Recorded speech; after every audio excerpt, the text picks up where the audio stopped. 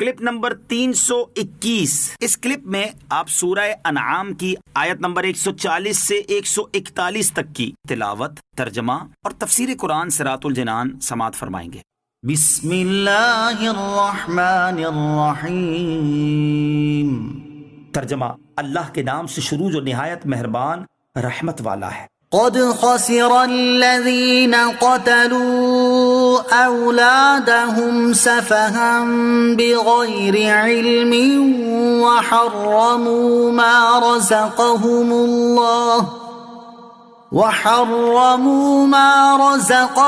الله افتراء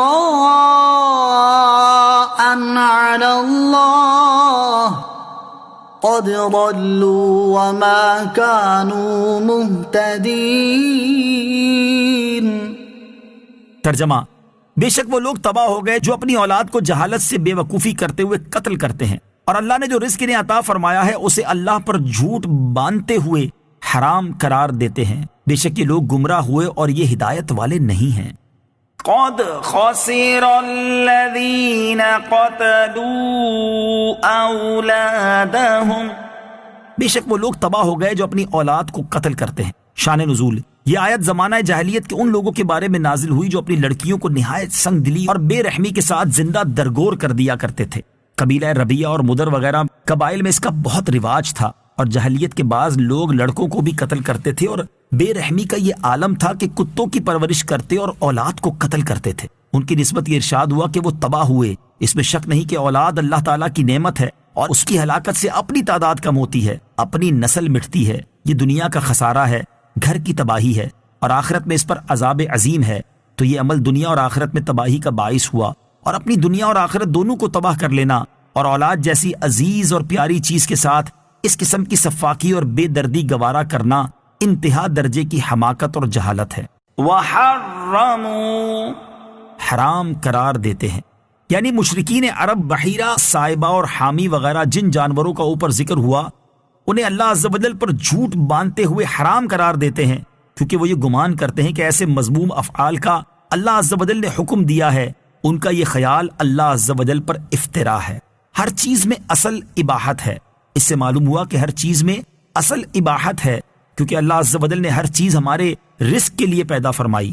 ان میں سے جسے حرام فرما دیا وہ حرام ہے، اور جسے حلال فرمایا یا جس سے سکوت فرمایا وہ حلال ہے۔ قرآن پاک میں ہے، هو الذی خلق لکم ما فی الارض جمیعا، ترجمہ، اس نے جو کچھ زمین میں ہے سب تمہارے لیے بنایا۔ حضرت سلمان رضی اللہ تعالیٰ عنہ سے روایت ہے، نبی اکرم صلی اللہ تعالیٰ علیہ وسلم نے ارشاد فرمایا، حلال وہ ہے جسے اللہ تعالیٰ نے اپنی کتاب میں حلال کیا، اور حرام وہ ہے جسے اللہ تعالیٰ نے اپنی کتاب میں حرام کیا، اور جس سے خاموشی فرمائی تو وہ اس میں سے ہے جس سے معافی دی۔ حضرت علامہ ملا علی قاری رحمۃ اللہ تعالیٰ علیہ فرماتے ہیں، اس حدیث سے معلوم ہوا کہ اشیاء میں اصل اباحت ہے، یعنی جس چیز کی حلت و حرمت سے متعلق قرآن و حدیث میں خاموشی ہو وہ حلال ہے۔ وَهُوَ الَّذِي أَنشَأَ جَنَّاتٍ مَّعْرُوشَاتٍ وَغَيْرَ مَعْرُوشَاتٍ وَالنَّخْلَ وَالزَّرْعَ مُخْتَلِفًا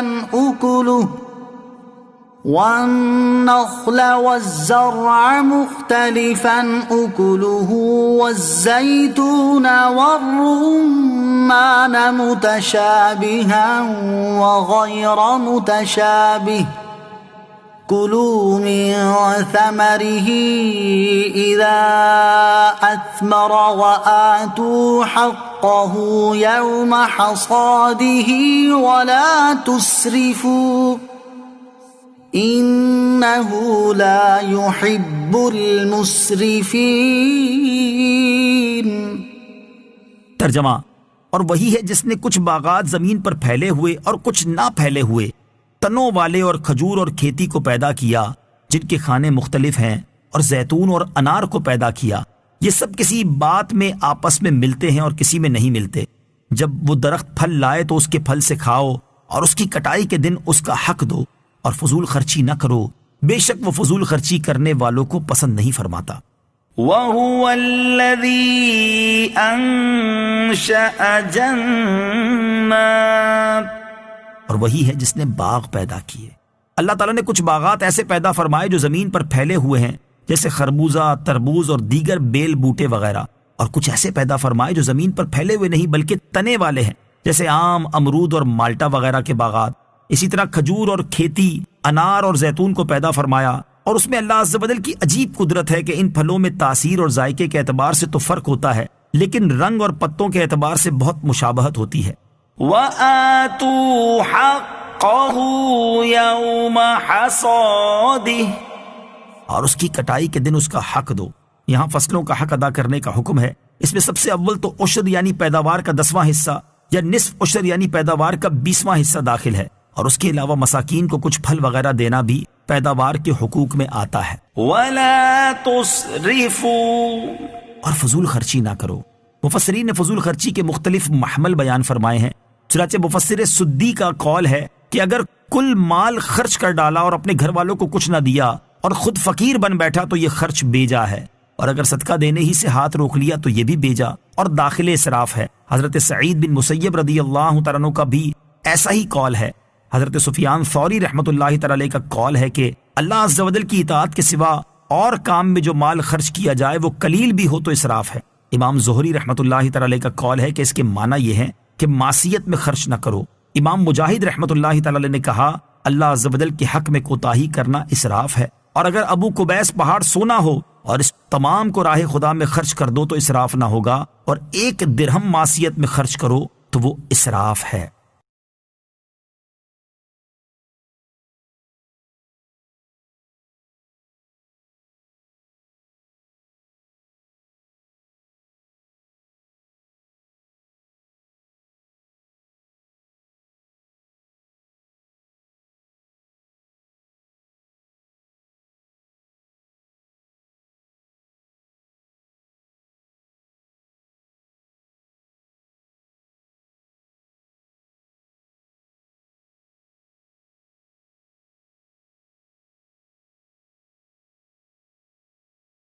کلپ نمبر 322۔ اس کلپ میں آپ سورہ انعام کی آیت نمبر 142 سے 144 تک کی تلاوت، ترجمہ اور تفسیر قرآن صراط الجنان سماعت فرمائیں گے۔ بسم اللہ الرحمن الرحیم۔ ترجمہ، اللہ کے نام سے شروع جو نہایت مہربان رحمت والا ہے۔ وَمِنَ الْأَنْعَامِ حَمُولَةً وَفَرْشًا كُلُوا مِمَّا رَزَقَكُمُ اللَّهُ وَلَا تَتَّبِعُوا خُطُوَاتِ الشَّيْطَانِ إِنَّهُ لَكُمْ عَدُوٌّ مُبِينٌ۔ ترجمہ، اور مویشیوں میں سے کچھ بوجھ اٹھانے والے اور کچھ زمین پر بچھے ہوئے جانور پیدا کیے۔ اللہ نے تمہیں جو رزق عطا فرمایا ہے اس میں سے کھاؤ اور شیطان کے راستوں پر نہ چلو، بے شک وہ تمہارا کھلا دشمن ہے۔ وَمِنَ الْأَنْعَامِ،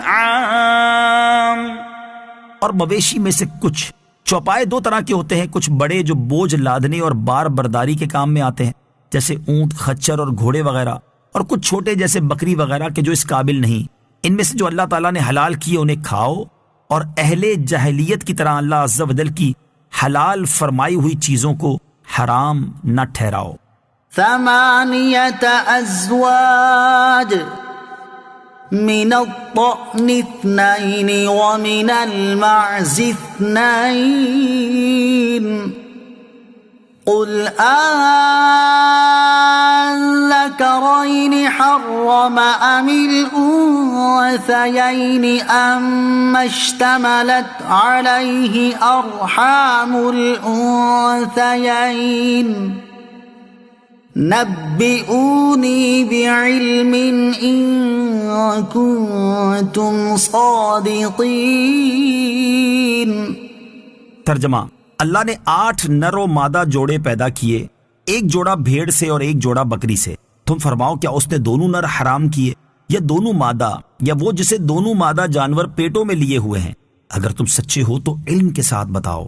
8 أزواج، 8 نر و مادہ۔ اس آیت میں جانوروں کے 8 جوڑے بیان کیے گئے، یعنی نر و مادہ، اونٹ، گائے، بھیڑ، بکری کے جوڑے۔ جانور تو اس کے علاوہ بھی ہیں، لیکن چونکہ اہل عرب کے سامنے زیادہ تر یہی جانور ہوتے تھے اور حرام و حلال کے جو انہوں نے قاعدے بنائے تھے وہ بھی انہی جانوروں کے بارے میں تھے، اس لیے بطور خاص انہی جوڑوں کا بیان کیا گیا۔